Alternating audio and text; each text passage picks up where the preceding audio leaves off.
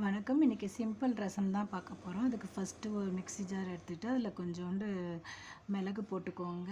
1 1/2 spoon மிளகுனா 1 1/4 spoon வந்து சீரகம் போட்டிருக்கேன்.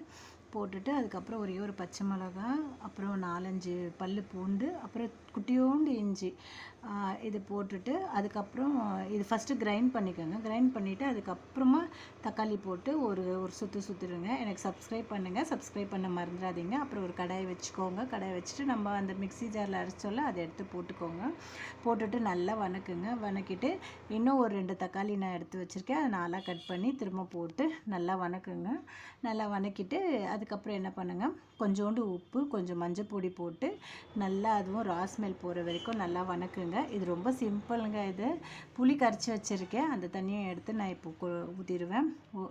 பாருங்கள், இந்த பதம் வந்த உடனே நம்ம என்ன பண்ணணும், கொஞ்சோண்டு புளி தண்ணி இருக்குல்ல அதை எடுத்து ஊற்றிட்டு தேவையான அளவுக்கு தண்ணி ஊற்றிட்டு இந்த மாதிரி நுர வரும்போது பார்த்து இறக்கிடுங்க. கொஞ்சம் க்ளீனிங் ஒர்க் இருக்குது.